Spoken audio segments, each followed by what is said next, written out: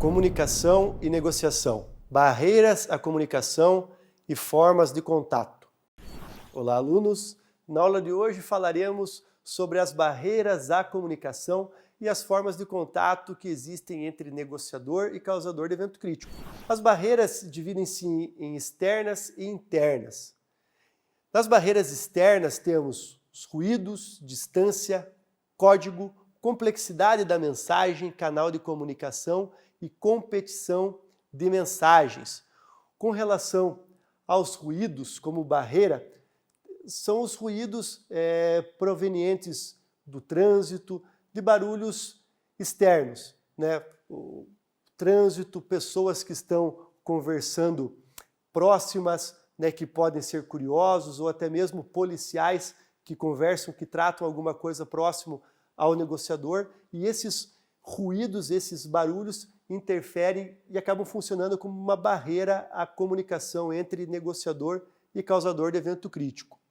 A distância entre emissor e receptor, entre negociador e SEC. Às vezes o ponto crítico, imaginem um cômodo de um imóvel, porém não existe condição de segurança para acessar o interior do imóvel. E mesmo o ponto crítico sendo somente aquele cômodo, é necessário que o negociador se posicione a uma distância maior, porque somente ali ele vai estar em condição de segurança. E essa distância também vai acabar funcionando como uma barreira ao diálogo entre as partes. O código. Vimos que o código é a forma com que a mensagem chega de uma parte à outra. Geralmente, utilizamos como código a linguagem verbal, né? Seja ela falada ou não. Então, se temos uma pessoa que utiliza um código diferente da outra, isso vai funcionar como uma barreira, né? Por exemplo, uma pessoa de nacionalidade estrangeira que não fala a mesma língua, ou o negociador não tem proficiência na língua do SEC. A dificuldade ali trazida pela diferença de código será uma barreira à comunicação. Complexidade da mensagem. Então, muitas vezes a mensagem se torna complexa pelo vocabulário que uma parte traz à outra, né? Fatores regionais podem trazer isso, ou um linguajar mais formal, como um linguajar jurídico, pode trazer uma dificuldade na comunicação. O canal de comunicação também como barreira. Então, canal de comunicação é o transporte da mensagem. Então, se tivermos algum problema no canal da comunicação, teremos uma barreira, né? Um aparelho que não funciona, um aparelho que foi eleito para o contato com o causador que não opera, que está quebrado, será uma barreira a esse diálogo. Competição de mensagens.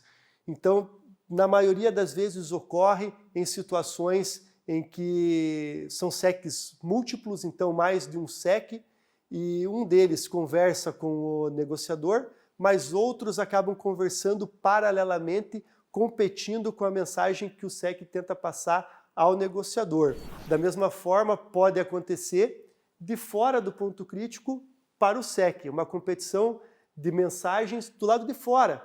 Um trânsito que continua fluindo, a movimentação de pessoas que acaba tomando a atenção do SEC, desviando a atenção do SEC.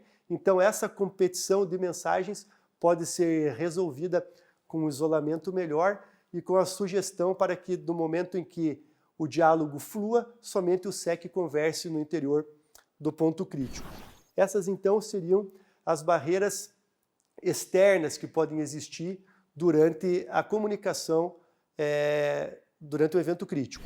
Já as barreiras internas, temos diversas. Barreiras internas porque elas estão intimamente ligadas ao negociador ou ao SEC, diferentemente das barreiras externas, que eram fatores alheios. Aqui nós temos fatores intimamente ligados à pessoa, né? As duas partes ali, emissor e receptor. Dificuldade de expressão, timidez, desinteresse ou desmotivação, escolha do receptor, escolha do momento, uso excessivo de intermediários, distorções de mensagens, hostilidade, incoerência de comunicação, preconceito ou deficiência visual, auditiva e distúrbios da fala. Todas essas são barreiras à comunicação de origem interna. Dificuldade de expressão. Porventura, o SEC pode ter dificuldade em falar. Ele não consegue expor as suas ideias, ele não consegue concatenar as suas ideias. Fala de forma desconexa, fazendo com que a expressão das suas vontades ou de seus anseios não seja interpretada de forma coerente pelo negociador. Timidez. Geralmente ocorre nas crises cuja motivação tem alguma situação passional, né? Ou alguma situação que envolve algo muito particular e o causador acaba ficando tímido, com vergonha de expor os motivos pelos quais está ali, e isso acaba influenciando de maneira negativa na comunicação também. Desinteresse ou desmotivação. Esse tipo de barreira é mais facilmente visualizado em ocorrências de tentativa de suicídio, em que a pessoa desiste realmente de continuar vivendo e acaba até se desinteressando em comunicar-se, né? Acaba funcionando como uma barreira interna à comunicação. A escolha do receptor. Novamente voltamos àquele exemplo de uma ocorrência de crise com múltiplos SECs, em que o negociador precisa eleger uma daquelas pessoas para que converse com ele. Da mesma forma que ele é o único canal de comunicação do mundo externo com o SEC, é preciso que apenas uma pessoa do interior do ponto crítico converse com ele. E talvez a escolha errada da pessoa possa interferir na comunicação. Escolha do momento. Então não adianta tentar conversar com outra pessoa se ela está fazendo outras coisas. Então é perceptível que o causador está envolvido em outra situação, está barricando uma porta, está movimentando um móvel, está conversando paralelamente com outro SEC, com um refém ou uma vítima. Talvez não seja o melhor momento de estimular um contato com ele. Então a escolha do momento, se ela for equivocada, ela acaba servindo também como uma barreira interna à comunicação. Obviamente que se o causador ele expõe um ato violento contra alguém, é óbvio que o negociador deve tentar falar com o SEC naquele momento. Uso excessivo de intermediários. Sabemos que intermediários são pessoas colocadas em contato com o causador de forma muito pontual, buscando alguma vantagem desse contato para o desfecho do evento crítico. Ocorre que equipes com uma experiência menor acabam utilizando de maneira demasiada essas pessoas, acabam colocando muitos intermediários em contato com o causador e por vezes não conseguem orientar de maneira eficaz a essas pessoas. Então o uso indiscriminado de intermediários, de forma até não técnica, acaba sendo também uma barreira à comunicação entre negociador e causador de evento crítico. Distorções de mensagens.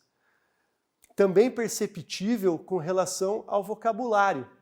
Um exemplo que a gente pode trazer para caracterizar as distorções de mensagens é o dialeto vocabulário próprio dos presos, em que mesmas palavras possuem significados diferentes. Um exemplo, a palavra capa, que para a maioria das pessoas é uma capa, um acessório ou algo que encapa alguma coisa. No linguajar dos presos, capa se refere a um magistrado, a um juiz, ou então o invólucro da porta das celas. É a capa. Se o negociador não conhece o dialeto, não conhece o vocabulário, essa distorção de mensagem pode trazer prejuízo. Hostilidade. O causador, ele é muito hostil, é violento, é muito rude na sua fala, e isso acaba trazendo prejuízo no contato com o negociador. Incoerência de comunicação. A comunicação ela é coerente quando a linguagem verbal ela é coerente com a linguagem não verbal. Ou seja, quando eu afirmo algo, acenando positivamente com a minha cabeça. Se existe a incoerência de comunicação, ou seja, algo é dito, mas o corpo se manifesta de outra forma, pode ser que tenhamos um prejuízo aí na comunicação. Preconceito. O negociador deve despir-se de qualquer tipo de preconceito ao estabelecer contato com o causador. O negociador vai falar com pessoas que podem estar vivendo situações das mais variadas possíveis. E se existir preconceito com aquilo que a pessoa fez ou por uma opção de vida, a comunicação acaba sofrendo prejuízo também. Da mesma forma, pode existir um preconceito do causador para com o negociador, com relação à idade ou com relação a fatores múltiplos ali que o causador pode trazer e não querer estabelecer contato com o negociador, gerando uma barreira, um prejuízo à comunicação. Por fim, deficiência visual, auditiva e distúrbios da fala. Então, porventura, e já sabemos de situações reais em que o causador tinha deficiência visual, auditiva ou então distúrbios da fala, e em virtude disso, acabou trazendo um prejuízo na comunicação, no diálogo, na negociação entre negociador e causador de evento crítico. Formas de contato. Falaremos agora então sobre as formas de contato que podem existir entre negociador e causador do evento crítico. São elas: mensagem ou bilhete. Mensagem ou bilhete. É um tipo de contato que não é muito usado, porém com o avanço da tecnologia, todas as pessoas têm um celular, um aplicativo de mensagens, então pode ser utilizado sim pelo negociador nos primeiros contatos com o SEC. A partir desses primeiros contatos, é indicado que o negociador busque outra forma de contato mais eficaz com o causador. Porque através de mensagens ou então bilhetes, só temos 7% daquilo que a comunicação pode trazer, né? Não temos a linguagem não verbal, não temos o som da comunicação, temos somente as palavras. Megafone. O megafone também é utilizado, pode ser usado nos primeiros contatos com o SEC em virtude da distância que a segurança pode indicar, né? O quesito segurança pode indicar que um local seguro seja distante do ponto crítico, então como forma inicial de contato, o negociador pode lançar mão do megafone. Não é muito frutífero porque apenas o negociador é ouvido, porém não consegue ouvir o SEC. Então também é recomendável somente para os primeiros contatos até achar um posicionamento seguro que seja mais próximo do ponto crítico. Cobertura, através de cobertura. Cobertura é um anteparo que fornece segurança. Então uma pessoa está coberta quando ela não consegue ser ferida. Um muro de concreto, um bloco de motor, um vidro com uma blindagem, uma parede grossa, é uma cobertura. Um escudo balístico é uma cobertura. Ao passo que uma pessoa estará encoberta quando ela não está sendo vista, quando ela não está sendo visualizada. Uma pessoa que esteja atrás de uma cortina, ela está encoberta, porém não está coberta. Uma pessoa que está atrás de um muro, ela está encoberta e coberta. Para fechar esses exemplos, uma pessoa que está atrás de um vidro com uma blindagem, ela está coberta, porém não está encoberta. Então, a negociação através de coberturas, ela é possível, proporciona a negociação à equipe segurança, porém outros quesitos ali da comunicação podem ser prejudicados. A negociação face a face é aquela que traz uma vantagem maior com relação aos requisitos da comunicação. Na negociação face a face temos tudo. A comunicação verbal, a comunicação não verbal, o som, a entonação da voz, as palavras que são ditas. Então, com relação à comunicação, a negociação face a face, a forma de contato face a face, é a que nos traz uma eficácia maior. Porém, muitas vezes, o quesito segurança se prejudica um pouco. Por isso que é indicado a negociação face a face somente com a proteção de escudos balísticos, se o causador estiver armado com arma de fogo, obviamente, e com a segurança do grupo de intervenção e dos atiradores. Continuando, temos a forma de contato por rádio ou telefone. É uma forma bastante segura de estabelecer contato com o causador. Perdemos a linguagem não verbal, mas temos todas as palavras, todos os sons da fala, da comunicação, nós temos ali. É bastante segura e não perdemos tanto com relação à comunicação. Por fim, o console de negociação.